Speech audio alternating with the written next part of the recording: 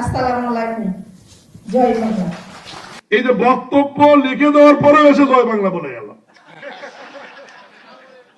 এখন আপনাদের সমিতির অবস্থা কি বোঝেন?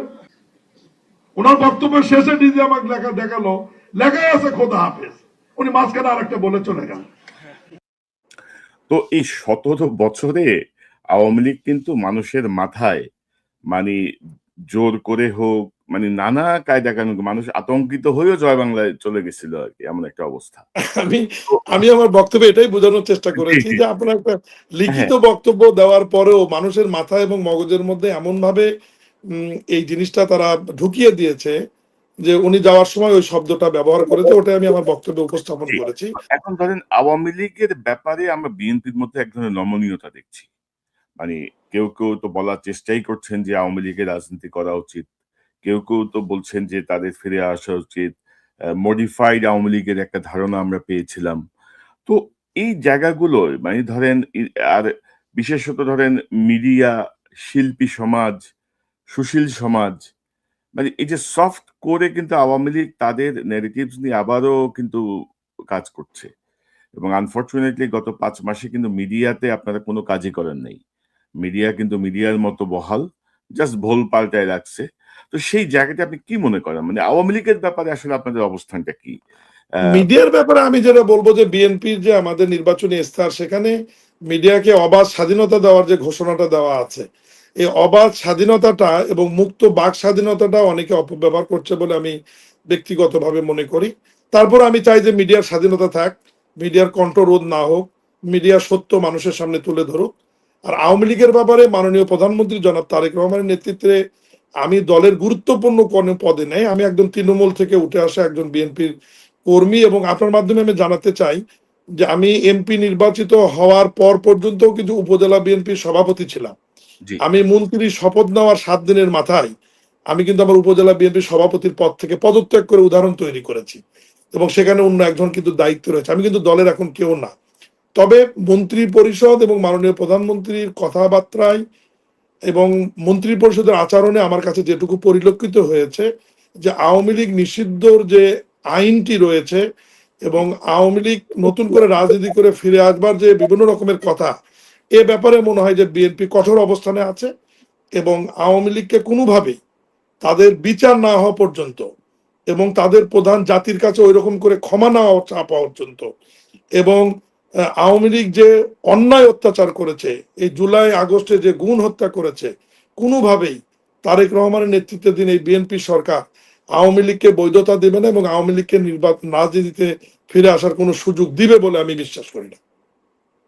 জি, আমরাও সেটি বিশ্বাস করতে চাই। কারণ ধরেন এই পরিমাণ গণহত্যা, গুম খুনের পরে আহ, এই এই দলের প্রতি সহানুভূতিশীল যারা তাদের প্রতি সাধারণ মানুষ ক্ষুব্ধ হয়ে যাওয়ার কথা। কারণ এই যে গণ অভ্যুত্থানটা হয়েছে, যে বিপ্লবটা হয়েছে, এটা ছাত্র জনতা সাধারণ মানুষের স্বতঃস্ফূর্ত গণ অভ্যুত্থান। তো আপনারা ধরেন আপনাদের প্রধানমন্ত্রীর বক্তব্য একরকম, আপনাদের দলের কেউ কেউ মানে জুলাই গণভোট, সংবিধান সংশোধন এই জায়গাগুলো নিয়ে এক ধরনের বিতর্ক সৃষ্টি করছেন আপনারা আননেসেসারি। মানে জুলাই নিয়ে আসলে অবস্থান কি বিএনপির? মানে কি মনে করেন আপনি? জুলাই সনদে তো সংসদে মাননীয় প্রধানমন্ত্রী বলেছেন, সংসদে তা ঘোষণা দিয়েছেন যে জুলাই সনদ, জুলাই চার্টারে বিএনপি যেটা স্বাক্ষর করেছে, এই স্বাক্ষরিত জুলাই সনদটি বিএনপি অক্ষরে অক্ষরে পালন করবে এবং সংসদে সংবিধান সংশোধন একটি কমিটি হবে, যে কমিটিতে বিরোধী দলীয় নাম দেওয়ার পরে সম্ভবত এই সেশনে বা পরের সেশনে বা সংসদ নেতা সিদ্ধান্ত নেবেন, সংবিধান সংশোধন যে কমিটি হবে এই কমিটি বসে জুলাই সনদকে অক্ষরে অক্ষরে পালন করার যে অঙ্গীকার বিএনপি, অগ্রাধিকার দিয়েই অন্তর্বর্তীকালীন সরকার সহ বিএনপির নির্বাচনী ইস্তেহারে যা যা আছে, বিএনপি নির্বাচনী ইস্তেহার এবং জুলাই সনদ দুটোকে সমন্বয় করে বিরোধী দল এবং সরকারি দল ঐক্যবদ্ধভাবে একটি স্থায়ী সংবিধান সংশোধন করতে চাই, আমি এইটুকুই জানি। এবং এইটা নিয়েই এখন পর্যন্ত সংবিধান সংশোধন কমিটি হয়নি, বিকজ বিরোধী দল থেকে এখনো নামগুলো সম্ভবত চিফ হুইপের কাছে জমা দেওয়া হয়নি।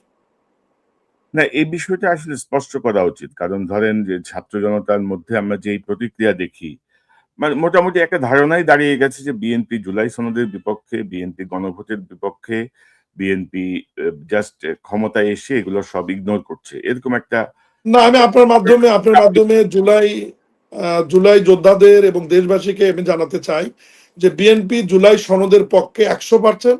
মাননীয় প্রধানমন্ত্রী এবং সংসদ নেতা জনাব তারেক রহমানও জুলাই সনদ অক্ষর অক্ষরে পালন করতে চাই। এই যে Hatirjheel lake, Gulshan lake, Dhanmondi lake, ময়লা আবর্জনা, ডেঙ্গু প্রতিরোধ, বিভিন্ন জায়গায় ভাঙ্গা রাস্তা, যখন যেটি মাননীয় প্রধানমন্ত্রী আমাদের নোটিশে আনছেন, আমি আমার ফুল মন্ত্রী শ্রদ্ধেয় মির্জা ফখরুল ইসলাম আলমগীরের নোটিশে দিয়ে ওনার অনুমতি নিয়ে আমি দৌড়ে সেই জায়গাগুলোতে যাচ্ছি এবং কাজ করবার চেষ্টা করছি। এবং সবচেয়ে বড় বিষয় হচ্ছে যে আমাদের যে মন্ত্রণালয়টি, যেটি মাননীয় শ্রদ্ধেয় আমার মির্জা ফখরুল ইসলাম আলমগীর ফুল মন্ত্রী, আমি সৌভাগ্যবান যে ওনার সঙ্গে আমি আমার মন্ত্রণালয়ে কাজ করার সুযোগ পেয়েছি। ওনার তো অনেক সুনাম রয়েছে। এই মন্ত্রণালয়টি অন্তর্বর্তীকালীন সরকার বলেন বা তার আগে সরকার বলেন, যে সুনাম ছিল সেই সুনামটি একদম বিনষ্ট করে দিয়েছে। আমি আপনাকে ছোট্ট একটা উদাহরণ দিই।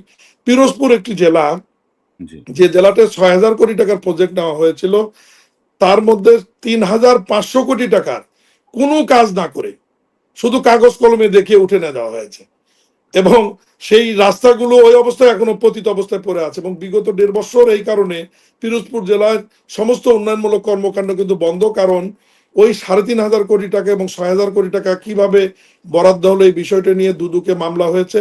আমাদের মন্ত্রণালয়ের তদন্ত কমিটি রিপোর্ট রয়েছে, এবং দুদকের তদন্ত চলা থাকবার কারণে আগের সরকার, অন্তর্বর্তীকালীন সরকার উন্নয়ন কর্মকাণ্ড বন্ধ করেছে। কিন্তু বর্তমান ওখানকার গণপূর্ত প্রতিমন্ত্রী, বিএনপির একজন দলীয় এমপি এবং জামাতের একজন দলীয় এমপি, 3 এমপি মাননীয় প্রধানমন্ত্রীর নোটিশ এটা আনবার পরে আমাকে ব্যক্তিগতভাবে দায়িত্ব দিয়েছে। আমি খুব সহসাই পিরোজপুরে একটা ভিজিট করে, যাতে পিরোজপুরের জনগণের স্বাভাবিক জীবনযাপনের জন্য যেটুকু উন্নয়ন আবার শুরু করবার দরকার সেটা যেন করা যায়। ছোট্ট একটা আপনাকে উদাহরণ দিলাম যে এই সমস্ত বিষয় ঢাকবার কারণেই আমাদেরকে সামনে নিয়ে এসে নতুন করে যে আমরা একটা কিছু করছি বা ভালো কিছু করছি না, এটাকে উদাহরণ হিসেবে নিয়ে আসার জন্য আমাদের বিরুদ্ধে এই ধরনের অসত্য তথ্য দিয়ে প্রোপাগান্ডা ছড়ানো হয়। না, তবে মির্জা ফখরুল ইসলাম আলমগীরের প্রজ্ঞা এবং আপনার যে তারুণ্যের যে গতি, দুটো এক হলে নিশ্চয়ই এলজিআইডি যে মন্ত্রণালয় সেটি আরো গতিশীল হবে এবং এই জাতীয় বিষয়গুলো বন্ধ হবে, সেটি আমরা প্রত্যাশা করি। আপনাদের দুজনের, একজন সিনিয়র, একজন ইয়াং, একজন মানে এই জায়গাটায় ধরেন একটা কম্বিনেশন ইজ গুড, আমি আশা করি। বাট ধরেন যে বিষয়গুলো আসছে, ধরেন 5 মাসের হিসেবে আসলে খুব বেশি আমি মনে করি না, তারপরেও দেখতে চাই। তো আমি একটু অন্য প্রসঙ্গে যাই, ধরেন রাজনৈতিক প্রসঙ্গে যদি একটু যাই, আমি সাম্প্রতিক সময়ে একটা বক্তব্য আপনাকে একটু দেখাতে চাই, যেটার সাথে আপনিও আছেন, একটু জাস্ট একটু দেখায় আমি আলোচনাটা যেতে চাই।